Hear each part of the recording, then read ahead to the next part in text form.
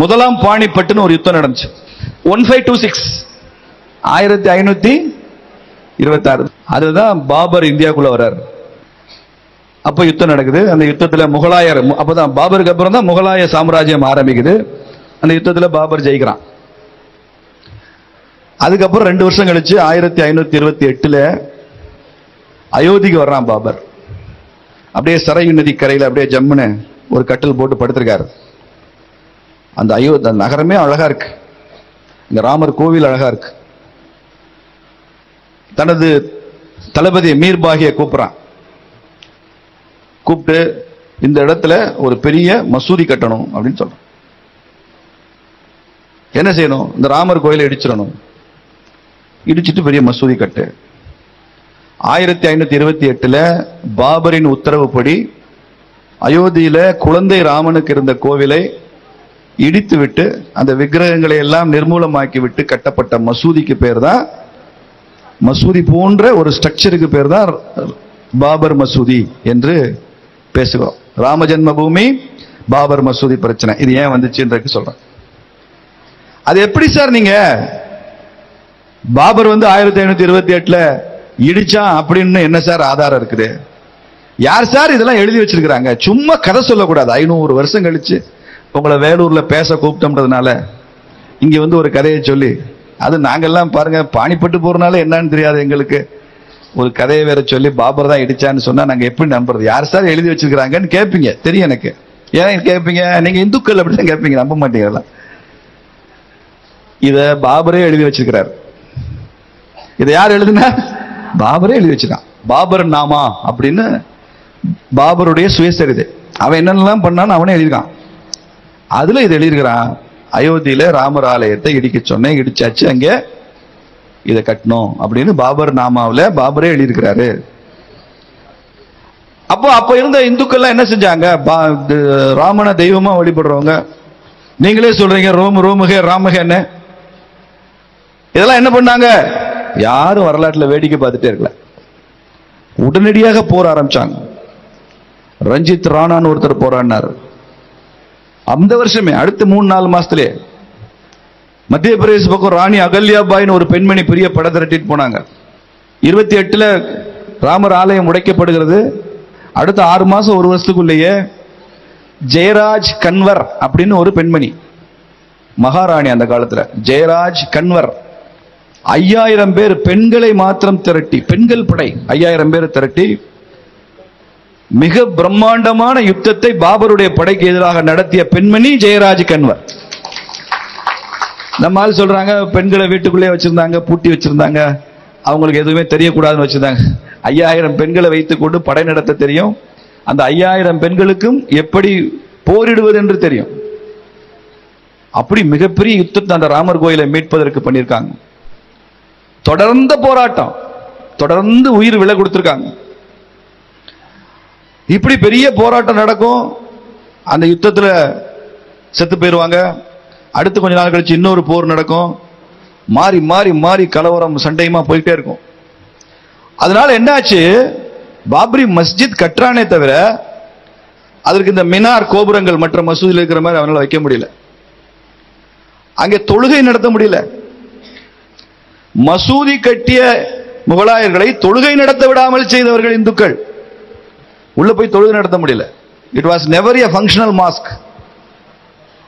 இயங்கிக் கொண்டிருந்த ஒரு வழிபாட்டு தலமாக அது இல்லை. அப்போ ஒரு பெரிய மகான் இருந்தார். இப்ப கூட நாம அவரை நினைச்சு பாராட்டணும், அவருக்கு நன்றி சொல்லணும். அவர் பேர் ஷியாமானந்த மகாராஜ். அந்த ஷியாமானந்த மகாராஜ் என்ன பண்ணாரு? உள்ள இருக்காருல ராம்லாலா. ராம்லாலா என்ன? குழந்தை ராமன். அந்த விக்கிரகத்தை இவங்க அழிச்சிருவானே முகலாயர்கள்னு, அதை உள்ள போய் எடுத்துக்கொண்டு போய் இன்னொரு இடத்துல ஒளிச்சு வச்சுட்டார் ராம்லாலா. திரும்ப 500 வருஷம் கழிச்சு அந்த சிலையை மீண்டும் பிரதிஷ்டை செய்யும் போது ஷியாமானந்த மகாராஜ் எடுத்துக்கொண்டு போய் மறைத்து வைத்திருந்த அதே ராம்லாலா மீண்டும் அங்கே பள்ளி கொண்டார் என்பதை நாம் நினைவில் வைத்துக் கொண்டு ஷியாமானந்த மகாராஜா போட்டோம். எப்படியெல்லாம் வேலை செஞ்சிருக்காங்க பாருங்க. 500 ஆண்டு காலம் அங்கே ராமர் ஆலயம் இடிக்கப்பட்டு ஆலயம் இல்லாமல் இருந்தது என்பது அல்ல வரலாறு. 500 ஆண்டு காலமும் மீண்டும் அங்கே ராமர் ஆலயம் வருவதற்கு நாம் போராடினோம் என்பதுதான் வரலாறு. அதை வேடிக்கை பார்க்கவில்லை, போராடி கொண்டிருந்தோம் என்பதுதான் வரலாறு. கடைசியா ஜெயிச்சது நாம தானே. இப்படி போராடிட்டே இருந்தோம். ஒரு ஸ்டேஜ்ல வெள்ளக்கார ஆட்சி வந்துருச்சு, முகலாயர்லாம் போயிட்டான். அப்ப அயோத்தியில ஒரு நல்ல முஸ்லீம் ஒருத்தர், அவர் பேர் அமீர் அலி. அங்கே ஒரு நல்ல சன்னியாசி ஒருத்தர், பாபு ராம் சரண் தாஸ் அவர் பேரு. இவங்க ரெண்டு பேரும் சேர்ந்து ஒரு ஒப்பந்தம் போட்டாங்க. என்ன ஒப்பந்தம்னா, இங்க பாரு, நீ ராமர் கோயில பாபர் தான் இடிச்சான். அவன் வெளிநாட்டுல இருந்து வந்த முகலாயன். இந்த ஊர்ல உள்ள முஸ்லீம் யாரும் அங்கெல்லாம் தொழுகைக்கெல்லாம் போறதில்லை, அவனுக்கே பிடிக்கல. நம்ம ஊர்ல நம்ம நாட்டில் இருக்கிற முஸ்லீமுக்கு அங்கே போய் தொழுகை பண்றது ஆர்வம் இல்லை, அக்கறை இல்லை. அது எங்களுக்கு புனிதமான கோவில், அதை எங்களுக்கு விட்டு கொடுத்துட வேண்டியானே. அப்ப அமீர் அலி சொன்னாரு, நீ சொல்ற நியாயம் தான். அமீர் அலி முஸ்லீம் சமுதாயத்தில் செல்வாக்கானவர், நியாயம்தான். நம்ம ரெண்டு பேரும் ஒப்பந்தம் போட்டுக்கலாம். இனிமேல் அயோத்தியில் இருக்கக்கூடிய அந்த இடம் இந்துக்களுக்கு சொந்தமானது, நம்ம ரெண்டு தரப்புல எழுதி கையெழுத்து போட்டு ஒப்பந்தம் போட்டுக்கோன்னு அமீர் அலியும் ராம் சரண் தாஸும் கையெழுத்து போட்டு அக்ரிமெண்ட் போட்டாங்க. இது 1858. நீங்க வருஷத்துக்கு ஞாபகம் வச்சுக்காதீங்க, கஷ்டப்படுவீங்க. இந்த செய்தியை ஞாபகம் வச்சுங்க. அப்ப மறுபடி ஒரு ஒற்றுமை, இந்துக்களுக்கும் முஸ்லீம்களுக்கும் அமைதி வந்துருச்சு. அப்பதான் பிரிட்டிஷ்காரன் தலையிட்டான். ஏன் இந்து முஸ்லீம் சண்டை போட்டு இருந்தா அவனுக்கு லாபம். இவனை சமாதானம் பண்ணி வச்சுட்டு அவன் பொழப்பு போயிடுமா இல்லையா? அது மாதிரி பிரிட்டிஷ்காரன் இவனை நம்பித்தான் இருக்கான். இந்து முஸ்லீம் சண்டை போட்டுட்டா தான் பிரிட்டிஷ் ஆட்சிக்கு நீடிக்கும். தெற்க பிரிட்டிஷ்க்கு ஒரு பெரிய பிரச்சனை என்ன, இங்க இந்துக்கும் முஸ்லீமுக்கும் தென் மாநிலங்கள்ல பிரச்சனை இல்லை, தமிழ்நாட்டில் பிரச்சனை இல்லை. வடக்கதான் பெரிய பிரச்சனை. அதனால இந்து முஸ்லீம் பிரச்சனையை உருவாக்கினான் பிரிட்டிஷ்காரன். தெற்க ஒரு பிரச்சனை வரணுமே, என்ன பண்றது யோசிச்சான். பிராமின் நான் பிராமின் பிரச்சனையை உருவாக்கிட்டான். பிராமின் பிராமணர் அல்லாதவர்கள் என்ற கருத்தியலே சித்தாந்தமே வெள்ளைக்காரர்கள் விதைத்த விதை, அதிலிருந்து உருவானது அந்த பிரச்சனையை. இல்லைன்னா அது தமிழ்நாட்டை தவிர வேற எங்கேயும் கிடையாது. அங்கே முஸ்லீம் இந்து, இங்க பிராமின் நான் பிராமின் ஒரு செயற்கையான ஒரு வாதம். எல்லாம் பிரிட்டிஷ்காரன் தான். டிவைட் அண்ட் ரூல் இல்ல, டிவைட் அண்ட் ரூயின், அழிச்சிரு. இந்த ராம் சரணையும் அமீர் அலியும் கூப்பிட்டான் வெள்ளக்காரன். ஒட்டுமொத்த நாடு எங்க கண்ட்ரோல் இருக்கு, நீ என்ன தனியா போய் ஒரு நாட்டாம பண்ணி ஒப்பந்தம் போடுற, இந்த கோயில் உனக்கு இந்த ப்ராப்பர்ட்டி எல்லாம் அதிகாரம் உனக்கு யார் கொடுத்தது, இந்த வேலையெல்லாம் நீ ஏன் செஞ்ச? இவங்க சொன்னாங்க, எல்லாம் காரணம் எல்லாம் சொன்னாங்க. No no no no. உடனே கேஸ் ரெண்டு பேர் மேலே போட்டு ட்ரையல் நடத்தி ரெண்டு பேரையும், அமீர் அலியையும் ராம் சரணையும் தூக்கிலிட்டார்கள் வெள்ளையர்கள். ஏன்? அந்த கோவிலை இந்துக்களுக்கு டிரான்ஸ்பர் பண்றதுக்கு முஸ்லீம்கள் ஏற்றுக்கொண்டதை எதிர்த்து. யோசிச்சு பாருங்க, முஸ்லீம்களே சரின்னு சொன்னாலும் பிரிட்டிஷ்காரன் கேட்க தயாரா இல்ல. ரெண்டு பேரையும் ஒரே புளிய மரத்தில் வச்சு தூக்குல போட்டாங்க. தூக்குல போட்ட கொஞ்ச நாள்ல அந்த புளிய மரம் தெய்வம் ஆயிடுச்சு எல்லாருக்கும். எல்லாரும் அந்த புளிய மரத்தை புனிதமா நினைச்சு, ராமர் கோவிலை நமக்காக கொடுத்த இந்த ரெண்டு மகான்கள் இங்க தூக்குல தொங்கியிருக்காங்கன்னு அந்த புளிய மரத்தை தெய்வமா வணங்க ஆரம்பிச்சிட்டாங்க. சுக்லான்னு ஒருத்தர் இருந்தார். அந்த சுக்லா என்ன பண்ணாரு, இந்த ரெண்டு பேருக்கும் நினைவு சின்னம் கட்டணும், ராம் சரணுக்கும் அமீர் அலிக்கும் ஒரே இடத்துல நினைவு சின்னம் உருவாக்கணும், இவர்களால் தான் இந்து முஸ்லிம் ஒற்றுமை வந்திருக்கு, இவர்களால் தான் இங்க ராமர் ஆலயத்தை திரும்ப கொடுக்கணுன்ற எண்ணமே வந்திருக்கு அப்படின்னு ஆரம்பிச்சாரு. அவர் மேலேயும் கேஸ் போட்டான். கேஸ் ட்ரையல்ல 6 மாசம் கேஸ் நடந்ததுக்கு அப்புறம் அதே புளிய மரத்தில் அந்த சுக்லாவையும் தூக்கல போட்டான். பாருங்க எப்படிலாம் கொடுமை நடந்திருக்கு. சிலை வைக்கணும்னு சொன்னதுக்காக மக்கள் அந்த புளிய மரத்தை தெய்வமாக வணங்குகிறார்கள் என்பதனால அந்த புளிய மரத்தை வெட்டிவிட்டான், அழிச்சிருங்கட்டான். புளிய மரம் இல்லை இப்போ. இப்படி தொடர்ந்து ஒரு பெரிய ஒரு மன குமுறல், எழுச்சி, போராட்டம், பேச்சுவார்த்தை, வழக்குகள் இப்படியே வந்துச்சு. 1528 இருந்து அப்படியே போச்சு. அப்போ 1980களில் இதை ஏன் நாம எடுத்துக்கூடாது, அயோத்தியில் மீண்டும் ராமர் ஆலயம் வர வேண்டும் என்பதை நாம் முக்கியமான பிரச்சனையாக ஏன் எடுத்துக்கொள்ளக்கூடாது அப்படின்னு அதை ஒரு பெரிய விஷயமா எடுத்து விஸ்வ இந்து பரிஷத் தலைமையில பெரிய போராட்டம் எல்லாம் பண்ண ஆரம்பிச்சாங்க. ரொம்ப பெரிய மக்கள் இயக்கம் நடத்தினாங்க. சுதந்திர இந்தியாவில் நடந்த மிகப்பெரிய மக்கள் இயக்கம் ராமர் ஆலயத்தை மீட்டெடுப்பதற்காக நடந்த மக்கள் இயக்கம் தான். Massive mass movement in post-independent India is Rama Janmabhoomi movement.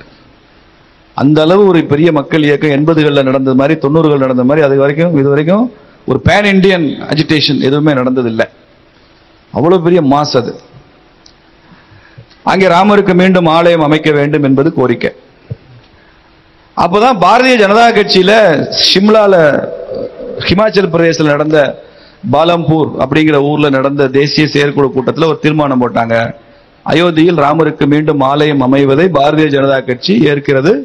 அங்கே மீண்டும் ராமர் ஆலயம் கட்டுவதை நாங்கள் வலியுறுத்துவோம், அரசியல் ரீதியாக வலியுறுத்துவோம்னு முதல் முறையாக 1989 பிஜேபி தீர்மானம் போட்டாங்க.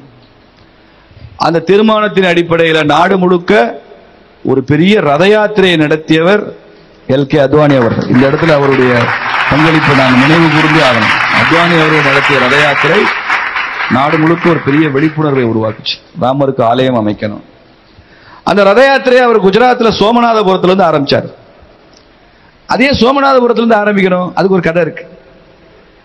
சோமநாதபுரத்தில் இருப்பது பெரிய சிவன் கோவில், 12 ஜோதிர்லிங்கங்கள்ல சோமநாதம் ஒன்று. கஜினி முகமது படையெடுத்து வந்து சோமநாதபுர ஆலயத்தை இடித்து விட்டு அங்கே பெரிய மசூதியை கட்டிட்டான். கட்டினது யாரு? கஜினி முகமது. இந்தியா சுதந்திரம் அடைஞ்சிருச்சு. மீண்டும் அங்கே சோமநாதபுரத்தில் மறுபடியும் சிவாலயம் வரணும்னு குஜராத் மக்களுக்கு எல்லாம் பெரிய ஏக்கம். அப்ப உள்துறை அமைச்சராக இருந்தது யாரு? சர்தார் பட்டேல்.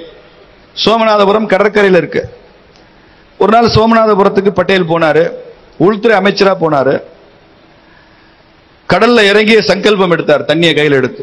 இந்த சோமநாதபுரத்தில் மீண்டும் இங்கே மகத்தான சிவாலயத்தை, கஜினி முகமது எந்த ஆலயத்தை இடித்தானோ அதே இடத்துல திரும்பவும் கட்டி தருவேன். இது அரசாங்கமே செய்யும், மத்திய அரசாங்கமே செய்யும். சுதந்திரம் அடைஞ்சதுக்கு அப்புறம் 47 ஆகஸ்ட் 15க்கு அப்புறம் அப்படி ஒரு சங்கல்பம் எடுத்து, இன்னைக்கு யோகி ஆதித்யநாத் நிறைய புல்டோசர்களுக்கு எல்லாம் வேலை கொடுக்கிறாரு சொல்றோமா? முதல்ல புல்டோசருக்கு வேலை கொடுத்தது சர்தார் பட்டேல் தான், முதல் புல்டோசர். அடுத்த சில ஆண்டுகளில் அங்கே சோமநாதபுரத்தில் எந்த ஆலயத்தை கஜினி முகமது இடித்தானோ அங்கே மகத்தான சிவனுக்கான பேராலயம் அங்கே அமைந்தது. அதனுடைய கும்பாபிஷேகத்திற்கு அப்ப ஜனாதிபதியாக இருந்த டாக்டர் ராஜேந்திர பிரசாத் அந்த ஆலயத்தின் கும்பாபிஷேகத்துக்கே வந்தாரு. அப்படி ஒரு மகத்தான ஆலயத்தை இங்க உருவாக்கினார். அதனாலதான் சோமநாத்தில் எப்படி நாம் நமது இழந்த பெருமையை மீட்டோமோ, எப்படி நமக்கு இது மகத்தான சிவாலயம் 12 ஜோதிர்லிங்கங்களில் ஒன்று அழிக்கப்பட்டு அங்கே அதனுடைய பெருமை குன்றிவிட்ட நிலையில திரும்ப அதை நாம் உருவாக்கினோமோ, அதை மனதில் வைத்துதான் சோமநாத்தில் ஆரம்பிச்சு அதே மாதிரி தான் அயோத்தியா. அயோத்தியிலும் அங்கே இருக்கிற அந்த பாபரி ஸ்ட்ரக்சர் அகற்றப்பட்டு அங்கே மீண்டும் ராமனுக்கு ஆலயம் அமைய வேண்டும் என்கிற நோக்கத்தோடு தான் அத்வானி ரத யாத்திரை நடத்தினார். மிகப்பெரிய யாத்திரை. அப்பதுக்கப்புறம் நடந்ததெல்லாம் தெரியும் உங்களுக்கு. லல்லு பிரசாத் கைது பண்ணாரு, அத்வானி ஜெயில வச்சாரு, விபி சிங் ஆட்சி கவிழ்ந்தது, திரும்ப நரசிம்மராவ் வந்தாரு, அங்கேதான் கரசேவன் நடத்துறதுக்காக போனோம். அப்புறம் டிசம்பர் 6 அங்க என்ன நடந்ததுன்னு தெரியும். அப்ப நரசிம்மராவ் பிரதமரா இருந்தாரு. அப்போ பாபரி மஸ்ஜித் அந்த ஸ்ட்ரக்சர் அங்கிருந்து அகற்றப்பட்டது. அது பெரிய வழக்காக மாறிச்சு. அத்வானி மேல எல்லாம் கேஸ், முரளி மனோகர் ஜோஷி மேல வழக்கு, விஸ்வ இந்து பரிஷத்துல அசோக் சிங்கல் அவர் மேல வழக்கு, கிரிமினல் சார்ஜஸ் அதெல்லாம் நடந்தது. அப்போ ஒரு பக்கம் வழக்கு, ஒரு பக்கம் போராட்டம், ஒரு பக்கம் அரசியல், ஒரு பக்கம் மாநில அரசாங்கங்கள் கலைத்தல். ராமர் காலத்துல கூட ராவனுக்கு இப்படி யுத்தம் நடந்ததோ தெரியாதுங்க. ராமன் பேரை சொல்லி நடந்த யுத்தம் இருக்க இந்தியால மகத்தான போராட்டம். இறுதி யுத்தத்துல வெற்றி நமக்கு தான் ஆயிப்போச்சு. இதெல்லாம் நடந்தது. அப்ப சங்கர் தயாள் சர்மான்னு ஒரு பிரசிடென்ட் ஆஃப் இந்தியா இருந்தார். அவர் ரொம்ப நல்ல காரியம் ஒண்ணு பண்ண. இந்திய அரசமைப்பு சட்டம் 141 கீழ் 143 கீழ் 143/1 அதன் அடிப்படையில் 1528க்கு முன்பு அங்கே ஒரு கோவில் இருந்ததா? ராமருக்கு கோவில் இருந்ததா? இல்ல கோவில் ஒன்று இருந்ததா? அதை அழித்து விட்டு இடித்து விட்டு தான் அங்கே பாபரி மசூதி கட்டப்பட்டதா என்பதை நீதிமன்றம் இதை பற்றி ஆதாரங்களோடு நிரூபிக்க வேண்டும் அப்படின்னு ஒரு பிரசிடென்ட் ஆஃப் இந்தியா ஒரு சுப்ரீம் கோர்ட்டை கேட்டுக்கிறார். பிரசிடென்ட் ஆஃப் இந்தியா தானே ஃபைனல் அத்தாரிட்டி. அவர் சொன்னா கோர்ட்டுமே கன்சிடர் பண்ணிட்டு ஆகணும். சுப்ரீம் கோர்ட் என்ன செஞ்சா, இத உத்தரப்பிரதேசத்தில் லக்னோ பெஞ்ச், லக்னோ உயர் நீதிமன்றம் இதை பார்க்கணும் அப்படின்னு ரெஃபர் பண்ணிட்டாங்க. அப்ப என்ன பண்றது? 1526 முன்னாடி கோயில் இருந்துதான். அப்ப முஸ்லீம் தரப்புல ஒரு வாதத்தை வச்சாங்க. நாம ஜெயிக்கிறதுக்கு முஸ்லீம்கள் தான் காரணம். சொல்றேன் கேளுங்க எப்படின்னு. அவங்க என்ன வாதம் வச்சாங்க? எங்க இஸ்லாமிய மரபுல ஒரு பழக்கம் இருக்கு, ஏற்கனவே இருக்கிற ஒரு வழிபாட்டு தலத்தை அழித்துவிட்டு நாங்கள் எங்களுக்கான வழிபாட்டு தலத்தை கட்டக்கூடாதுன்னு எங்க இஸ்லாமிய மரபு இருக்கு. அதனால ஏற்கனவே அங்கே வழிபாட்டு தலம் இல்லை, அதனாலதான் அங்கே மசூதி வந்திருக்கே தவிர அதன்படி அங்கே இல்லை. அப்படி இருந்திருந்தால், ஏற்கனவே வழிபாட்டு நடந்த இடமாக இருந்தால் நாங்களே அதை மசூதி என்று ஏற்றுக்கொள்ள மாட்டோம், அது எங்களுடைய வழிபாட்டு தலம் என்று நாங்கள் கிளைம் பண்ண மாட்டோம் அப்படின்னு இஸ்லாமிய அறிஞர்கள்லாம் சொன்னாங்க. கோர்ட் என்ன பண்ணிட்டாங்க, சூப்பர், இந்துக்கள் அங்கே வழிபாட்டு தலம் இருக்குன்றான், முஸ்லிம்கள் அங்கே வழிபாட்டு தலம் இருந்திருந்தா நாங்க மசூதியை கட்டியிருக்க மாட்டோம் அப்படின்னு சொல்றான். நல்லதா போச்சு. ஆர்கியாலஜிக்கல் சர்வே ஆஃப் இந்தியாவை கூப்பிடு, ஏஎஸ்ஐ தொல்லியல் துறை, நீங்க நல்லா எக்ஸ்டென்சிவா அதை பத்தி எக்ஸ்கவேட் பண்ணுங்க, ரிசர்ச் பண்ணுங்க, பண்ணிட்டு நீங்க ஒரு அறிக்கையை லக்னோ பெஞ்ச் உயர் நீதிமன்றத்துக்கு கொடுக்கணும். பாபர் வருவதற்கு முன்னால அங்க ஏதாவது வழிபாட்டு தலம் இருந்ததா இல்லையா, சே எஸ் ஆர் நோ. இப்போ தொல்லியல் துறை உள்ள வந்துருச்சு. தொல்லியல் துறை உள்ள வந்தாலே எல்லாமே கொண்டு வரும்ல, தோன்றது, நம்புறது, ஆணி அடிக்கிறது எல்லாம் வந்துடும். வந்து அந்த ஏற்கனவே பாபரி ஸ்ட்ரக்சர் இல்லை, நம்மால் கரசேவை அன்னைக்கு அது பெரிய இதா முடிஞ்சு போச்சு. உள்ள தோண்ட ஆரம்பிச்சாங்க. ரொம்ப தூரம் தோண்ட வேண்டியதில்லை, 3 அடி தோண்டினாலே அனுமார் சிலை வருது. 18 அடியில ஒரு பெரிய இன்ஸ்கிரிப்ஷன் வருது, கல்வெட்டு 18வது அடியில. அந்த கல்வெட்டுல சமஸ்கிருதத்தில் இருக்கு, இங்கே ஒரு பெரிய ராமர் ஆலயம் இருக்கு, ராம்லாலா குழந்தை ராமர் இருக்கிறாரு, இது எப்பெல்லாம் வந்தது, என்னென்ன விதங்கள் எல்லாம் பூஜை நடந்து கொண்டது எல்லாம் அந்த கல்வெட்டுல இருக்கு. தோண்ட தோண்ட சீதையுடைய சிலைகள், ராமனுடைய சின்ன சின்ன சிலைகள், சின்ன சின்ன விக்கிரகங்கள், கோவில் அங்க வச்சிருப்போம்ல அந்த மாதிரி விக்கிரகங்கள், பட்டயங்கள், கல்வெட்டுகள், ஏஎஸ்ஐ உள்ள தோண்ட தோண்ட எல்லாமே கோவில் கோவில் கோவில் என்பதற்கான எல்லா ஆதாரம் வருது. இது எல்லாம் கொண்டு போய் நம்ம தமிழ்நாட்டில் நாகசாமின்னு ஒருத்தர் இருந்தார், தொல்லியல் அறிஞர். அவர் போய் கோர்ட்ல அப்பியர் ஆகி இதை பத்தி ரொம்ப விரிவான டாக்குமெண்ட் கொடுத்தார், கோயில் இருந்ததுக்கான ஆதாரங்களை கொடுத்தார். எக்ஸ்டென்சிவ். தமிழ்நாட்டோட பங்களிப்பு கொஞ்சம் நஞ்சம் கிடையாது. கடைசியா நீதிமன்றத்தில் வாதாடி 40 நாட்கள் விரதம் இருந்து ஒவ்வொரு நாளும் ஆர்கியூ பண்ணி இதை ஜெயிச்சு கொடுத்தவரே அட்வொகேட் பராசரன் தான், தமிழ்நாட்டுக்காரர் தான். அவர் 40 நாள் விரதம் இருந்து செருப்பு கூட போடாம, வயதானவர் அவர், அப்ப 90 வயசு இருக்குன்னு நினைக்கிறேன் அந்த ட்ரையல் நடக்கிறப்போ, செருப்பு கூட போடாம தினசரி கோர்ட்டுக்கு போய் விரதம் இருந்து இந்த கோவில் வழக்குல, அயோத்தி வழக்குல தீர்ப்பை நமக்கு சாதகமாக வாங்கி கொடுத்தவர் பராசரன், வழக்கறிஞர் பராசரன்.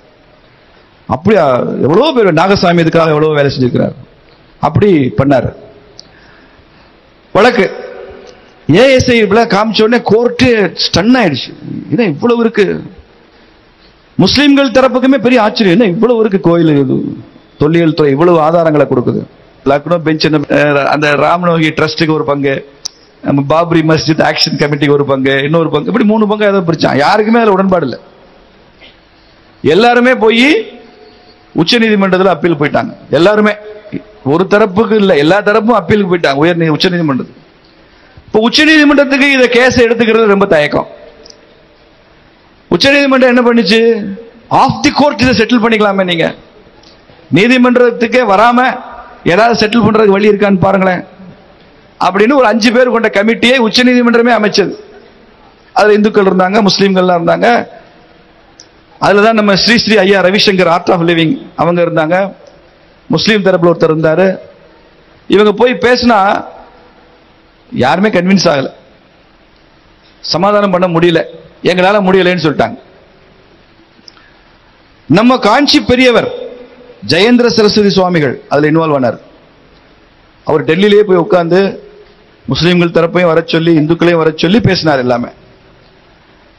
சில பேர் முஸ்லீம்கள் தரப்பு என்ன சொன்னாங்க, இவர் டெல்லியில காமாட்சி அம்மன் கோயில உட்கார்ந்து பேசுறாரு, அது ஒரு கோவிலா இருக்கு, அவர் சுவாமிஜியா இருக்காரு, நாங்க அவரை மதிக்கிறோம், ஆனாலும் பொது இடத்துல பேசினாதான் நல்லது அப்படின்னு சொன்னதுனால கொஞ்சம் கூட ஈகோ பார்க்காம காஞ்சி ஜெயேந்திர சரஸ்வதி சுவாமிகள் முஸ்லீம்கள் இருக்கிற இடத்துக்கு அவங்க இடத்துக்கு போய் பேசுறேன்னு சொல்லி பேசினார். அவர் எவ்வளவு பாராட்டினாலும் தகும். ஆனாலும் சக்சஸ் ஆகல. இப்படி போயிட்டு இருக்கிறப்ப வேற வழியே இல்லை, கோர்ட்டு தான் தீர்ப்பு சொல்ல வேண்டிய அவசியம். கோர்ட்டுக்கு முன்னால பேச்சுவார்த்தை எல்லாம் தோல்வி அடைஞ்சிருக்கு. கோர்ட்டுக்கு முன்னால தொல்லியல் துறை ஆதாரம் இருக்கு. கோர்ட்டுக்கு முன்னால லக்னோ உச்ச நீதிமன்றம் கொடுத்த 8000 பக்க தீர்ப்பு இருக்கு, 8000 பேஜஸ். ஏதாவது ஒரு வக்கீல் அதை எடுத்து வாசிக்கணும்னு நினைச்சாருன்னா அவர் தான் வாழ்க்கையை முடிஞ்சிடும். அவருக்கு 8000 பக்கத்தை அவர் என்னைக்கு வாசி அதை புரிஞ்சுக்கிறது. 8000+ பேஜஸ், அதோட கூட எவ்வளவு இருக்கு. இப்ப உச்ச நீதிமன்றம் தீர்ப்பு சொல்லிதான் ஆகணும், ஒரு வழி கிடையாது. அதனால உச்ச நீதிமன்றத்தில் 5 நீதிபதிகள் கொண்ட கான்ஸ்டிடியூஷனல் பெஞ்ச், அரசமைப்பு அமர்வு, அரசியல் சாஸ்திர அமர்வு உருவாக்குனாங்க. அதுல ஒரு முஸ்லீம் இருந்தார், இந்துக்கள் இருந்தாங்க, முஸ்லீம்கள் இருந்தாங்க. ஜட்ஜில் விரிவா தீர்ப்பு சொன்னாங்க. அதுல தீர்ப்புல எல்லாருமே நாங்கள் ஒருமித்து கருத்து சொல்லி தீர்ப்பு கொடுக்கிறோம். யாருமே டிசன் நோட்டே கிடையாது. நான் கருத்து வேறுபடுறேன், 5ல் 3 ஜட்ஜி ஒத்துக்கிட்டாங்க, 2 ஜட்ஜி ஒத்துக்கல, அப்படிலாம் கிடையாது. 5 பேருமே ஏகமனதாக சொன்ன விஷயம், இன்க்ளூடிங் முஸ்லீம் ஜட்ஜ், இது ராமர் ஆலயம் அங்கே இருந்தது, ராமனுக்கு அங்கே ஆலயம் இருந்தது என்பதை ஒரு இஸ்லாமிய நீதிபதி உட்பட அத்தனை பேர் ஏற்றுக்கொண்டாங்க. ஒரே ஒரு கருத்துல ஒரு ஜட்ஜி மட்டும் வேறுபட்டார். என்ன? அந்த இடத்துல ராமர் ஆலயம் இருந்ததை எல்லாரும் ஏத்துக்கிறோம். ஆனால் அந்த ராமர் ஆலயம் அழிக்கப்பட்டு உடைக்கப்பட்டு தான் அங்கே பாபரி மசூதி வந்தது என்பது தெரியாது, அதுக்கு ஆதாரம் இல்லை. இப்ப தோண்ட தோண்ட ராமர் சிலை, சீதை சிலை எல்லாம் வருது இல்ல, அவர் என்ன சொன்னாரு? ஒரு பூகம்பம் நடந்திருக்கலாம், ஒரு எர்த்குவேக்னால அப்படி நடந்திருக்கலாம், அது ஏன் பாபர் தான் வந்து இடிச்சாருன்னு என்ன இருக்கு? அப்படி ஒரு கருத்து சொன்னார். அந்த தீர்ப்புல அப்படி கருத்து சொன்ன நீதிபதி யாருன்னு அவங்க சொல்லக்கூடாது அப்படின்னு சொல்லிட்டாங்க. அதனால எந்த நீதிபதி சொன்னாலும் தெரியாது. அதனால கோவில் இருந்தது என்பதை எல்லோரும் ஏற்றுக்கொண்டார்கள். அந்த கோவில் இந்து கோவிலை அழித்து உடைக்கப்பட்டுதான் வந்தது என்பதை ஒரே ஒரு நீதிபதி ஏற்றுக்கொள்ளவில்லை. ஆனாலும் எல்லோரும் ஏற்றுக்கொண்ட விஷயம் கோவில் இருந்தது. கோவிலுக்கு அப்புறம் தான் இங்க பாபர் மசூதி கட்டினார் அப்படின்றத எல்லாரும் ஏத்துக்கிட்டாங்க. அந்த தீர்ப்பு எப்படி போச்சுன்னா, சர்ச்சைக்குரிய 2.7 ஏக்கர் நிலம், இந்த நிலத்தை மத்திய அரசு ஒரு ட்ரஸ்ட் உருவாக்கணும். இப்ப அதான் தீர்த்த சேத்திர ட்ரஸ்ட் உருவாயிருக்கு. இப்போ நீங்களா அதுக்கெல்லாம் பணமெல்லாம் அனுப்பிச்சிருப்பீங்க. இப்ப அங்க இருந்து அட்சதை எல்லாம் வருது. இதை தீர்த்த ட்ரஸ்ட் வச்சு இதே மத்திய அரசாங்கம் கோயில் கட்டணும். அதே நேரத்தில் இஸ்லாமியர்களுக்கு அதே அயோத்தியில ஒரு 5 ஏக்கர் நிலத்தை தனியாக ஒதுக்கி அவர்கள் மசூதி கட்டிக் கொள்வதற்கும் மத்திய அரசாங்கமே அதை ஏற்பாடு செய்யணும்ன்றதான் உச்ச நீதிமன்றத்தினுடைய தீர்ப்பு. நமக்கு ஆட்சேபனை இல்லை. இந்தியாவில் லட்சக்கணக்கான மசூதிகள் இருக்கு, நாம் அதெல்லாம் வரவேற்கிறோம், ஏற்றுக்கொள்கிறோம். எந்த ஒரு வழிபாட்டு தலத்தின் மீதும் எதிர்மறையான எண்ணம் ஒருவனுக்கு இருந்தால் அவன் இந்துவே இல்லை என்பதுதான் இந்து தர்மம் சொல்கிற கருத்து. கண்ணதாசன் சொல்றாருல, எந்த தெய்வம் ஆனால் என்ன, கோவில் கோவில் தான், எந்த கோவில் ஆனால் என்ன, தெய்வம் தெய்வம் தான் என்று பாடுறதுதான் இந்துத்துவமே. நமக்கு அது பிரச்சனையே இல்லை. 5 ஏக்கர் என்ன, ஒருவேளை 50 ஏக்கர் கொடுக்கணும் நீதிமன்றம் சொல்லி இருந்தா கூட சந்தோஷமா கொடுப்போம். ஆனால் இது ராம ஜென்ம பூமி தான், இங்கே ராமர் ஆலயம் தான் இருக்க வேண்டும் என்பதில் எந்த சமரசமும் இல்லை என்பதை நாம் திரும்ப திரும்ப புரிந்து கொள்ள வேண்டும் என்பதற்காக சொல்லுவோம். அப்படி வந்தது. ஆகஸ்ட் மாசம் 5ஆம் தேதி 2019 பிரதமர் மோடி அவர்கள் பிரம்மாண்டமான ராமர் ஆலயத்திற்கு அங்கே அடிக்கல் நாட்டியவர் பிரதமர் மோடி. அதற்கு முன்னால ராமர் கோயில் கட்டணும்னு 89 அடிக்கல் நாட்டினார் ஒருத்தர், விஸ்வ இந்து பரிஷத் ஏற்பாட்டில். அந்த அடிக்கல் நாட்டியவர் ஒரு பட்டியலின சமுதாயத்தை சார்ந்த சகோதரர் ராம் சௌபா அப்படின்ற ஒருத்தர். அவர் எஸ்சி கம்யூனிட்டியை சார்ந்தவர். ஒரு பட்டியல் சமூக சகோதரரை வைத்துக் கொண்டுதான் ராமருக்கு ஆலயம் அமைக்க அடிக்கல் நாட்டினோம் என்பதை நான் இந்த கூட்டத்தில் பதிவு செய்ய விரும்புகிறேன். அவர் தான் முதல் அடிக்கல் நாட்டினார். 2வதா கோவில் கட்டுறதுக்கு நீதிமன்ற தீர்ப்புக்கு அப்புறம் தான் நரேந்திர மோடி ஐயா அடிக்கல் நாட்டினாரு. அது ஆகஸ்ட் 5ஆம் தேதி. அன்னைக்கு ஆடி பூரம், பூராடமா ஆடி பூரம். உங்களுக்கு ஒரு தகவல் சொல்றேன். ராமர் ஆலயத்துக்கு அடிக்கல் நாட்டின அந்த தினம் ஆகஸ்ட் 5 நம்ம ஜெயேந்திரருடைய ஜெயந்தி. நம்ம சங்கராச்சாரியார் ஜெயேந்திரர் இருக்காரு, அவருடைய ஜெயந்தி அன்னைக்கு தான். பாருங்க எப்படி அமைஞ்சிருக்கு பாருங்க. தன் வாழ்நாள் எல்லாம் கடைசி காலத்தில் எதற்காக ஒருத்தர் பாடுபட்டாரோ அவருடைய ஜெயந்தி என்றே அமைவது என்பது இது கோஇன்சிடென்ஸ். இது அந்த ஜெயந்தி அன்னைக்கு தான் அது நடந்தது. இன்னைக்கு ஆலயம் முடிஞ்சிருச்சு. தெற்க உள்ள கோவில்கள்லாம் வேதாகம முறைப்படி கட்டுவோம். தெரியும் உங்களுக்கு, வேத மரபு வேற, ஆகம மரபு வேற. வடக்கெல்லாம் வேத மரபுல பண்ணுவாங்க, இங்கே ஆகம மரபுல செய்வோம். இந்த ஆகம மரபுல தான் கும்பாபிஷேகம் வரும். கும்பாபிஷேகம் என்பதே ஆகம மரபு தான். ஆனா வடக்க எல்லாம் கும்பாபிஷேகம் சொல்ல மாட்டாங்க, பிராண பிரதிஷ்டை அப்படி சொல்லுவாங்க. அதனால வர ஜனவரி 22ஆம் தேதி அயோத்தியில நடக்க போவது கும்பாபிஷேகம் இல்லை, பிராண பிரதிஷ்டை. அதை செய்ய போறது பெரிய பெரிய சாஸ்திர சம்பிரதாயங்களோட பண்றாங்க. ஐயா மோடி அவர்கள் அங்கிருந்து அனைத்தையும் செய்து கொடுப்பார் என்பதுதான். அது பிராண பிரதிஷ்டை நடக்கும். ஜனவரி 22 நாடெல்லாம் கோயில் கட்டுறோம், பிள்ளையார் கோயில் கட்டுறோம், ஆஞ்சநேயர் கோயில் கட்டுறோம், நம்ம ஊர்ல பெருமாள் கோயில் கட்டுறோம். அது மாதிரி அயோத்தியில ராமர் கோயில் வருது இல்ல. 500 ஆண்டு கால களங்கமும் அவமானமும் அவதூறும் துடை தெரியப்பட்டுக் கொண்டிருக்கிறது. இந்த 500 ஆண்டுகளாக எத்தனை பேர் இதற்காக போராடினார்களோ, உயிர் நீர்த்தார்களோ, யுத்த களத்தில் இன்னுயிரை துறந்தார்களோ, அவர்களது ஆன்மா எல்லாம் ஜனவரி 22 அன்னைக்கு தான் சாந்தி அடைய போகிறது. எவ்வளவு பெரிய வரலாற்றில் விலை கொடுத்துரும். Hindu civilization is wounded civilization. Nobel laureate NS Naipaul சொல்லுவான், VS Naipaul. Hindu சிவிலைசேஷனே wounded civilization. காயம்பட்ட நாகரிகம், புண்படுத்தப்பட்ட நாகரிகம். உலகத்தின் ஒவ்வொரு போக்கிரியும், அயோக்கியனும், திருடனும், குலகாரனும் இந்தியாவுக்குள்ள படையெடுத்து வந்திருக்கான். இந்துக்களை ஏளனம் பண்ணியிருக்கான், இந்துக்களை மதமாற்றம் பண்ணியிருக்கான், இந்து ஆலயங்களை அழிச்சிருக்கான், இந்து பெண்களை அவமானப்படுத்தியிருக்கான். நமது கதாநாயகர்கள், வீர புருஷர்கள் ராமனையும் கிருஷ்ணனையும் அவமானப்படுத்தியிருக்கான். வரலாறு திரும்ப எழுந்து வரும் என்பதற்கான உதாரணம் அயோத்தியில ராமர் ஆலயம் என்பது. History will strike back. வரலாறு திரும்ப அடிக்கும். அப்படி ஒரு நினைவு சின்னம் தான் இந்த ராமர் ஆலயம். இது வெறும் வழிபாட்டு தலம் இல்ல. இந்த தேசத்தினுடைய கதாநாயகன் யாரு? ராமரா பாபரா? Who is the hero of this India? Ramar என்பதை திரும்ப திரும்ப நிரூபிக்கிறது தான் ஜனவரி 22 ராம ஜென்மபூமி. நம்ம அன்னைக்கு வீட்டில எல்லாம் விரதம் இருந்து, பிரதமர் ஏற்கனவே சொல்லியிருக்கிறார், அகல் விளக்கு ஏற்றணும்னு சொல்லியிருக்கிறார். விளக்கேற்றி வீட்டு வாசல்ல மாக்கோலமிட்டு இல்லையா, மாவிலை தோரணங்கள்லாம் கட்டி இங்க உள்ள எல்லா கோயில்கள்லையும் அன்னைக்கு விசேஷம் பண்ணி, ஏன் பிராண பிரதிஷ்டை நடக்குது அயோத்தியில. இது உணர்வு பூர்வமான விஷயம். இது இந்த உணர்வை உள்வாங்கினாதான் நாம இந்தியர்கள், அப்பதான் நாம இந்துக்கள். இந்தியாவில் இருப்பதாலேயே ஒருவன் இந்தியன் ஆகி விடுவதில்லை. இந்தியா யாருக்குள் இருக்கிறதோ அவன் தான் இந்தியனாக முடியும் என்பதை இந்த ராம ஜென்மபூமி நமக்கு நிரூபிக்கும். இன்னொரு முறை இந்த தேசத்தின் எதிரிகள் இந்த நாட்டை தீய பார்வையோடு பார்க்க கூடாது என்பதை நாம் அன்னைக்கு உறுதிமொழியாக ஏற்றுக்கோம். இந்த தர்மத்துக்கும் இந்த பண்பாட்டுக்கும் இந்து வாழ்க்கைக்கு முறைக்கும் எதிரிகள், இதை ஒழிக்க நினைப்பவர்கள் இருக்கக்கூடாது.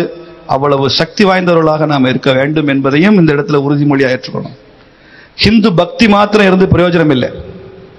நான் கோயிலுக்கு போவேன், விரதம் இருப்பேன், சபரிமலைக்கு போவேன், தினசரி நான் சாமி கும்பிடாம வாயில அன்னம் தண்ணி படாது, எல்லா ஆச்சார அனுஷ்டானங்களையும் பின்பற்றுவேன், கோவிலுக்கு போகாம என்னால் இருக்கவே முடியாது. இதெல்லாம் ஹிந்து பக்தி, இது வேண்டும்.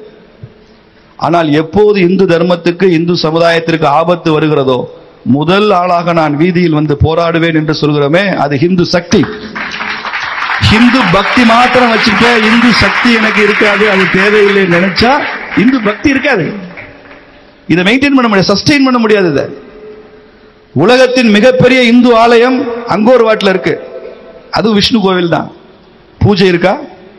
திருவிழா இருக்கா? உற்சவம் இருக்கா? உலகத்தின் மிகப்பெரிய இந்து கோவில் பூட்டப்பட்டு கிடக்கு.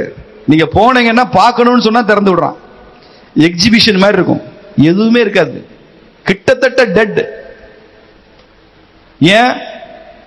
உலகத்தின் மிகப்பெரிய கோவிலை இங்க கட்டினோமே தவிர கோவிலை கொண்டாடுகிற கூட்டம் அங்கே இல்லை.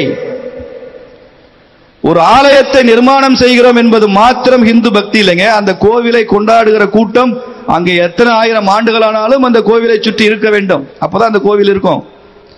மீனாட்சி அம்மன் கோவில் இருக்கும், ஆனா இன்னொரு 100 வருஷத்துல மீனாட்சி அம்மனை கொண்டாடுகிற கூட்டம் அங்கே இருக்காதுன்னா நோ யூஸ் ஆஃப் டெம்பிள்.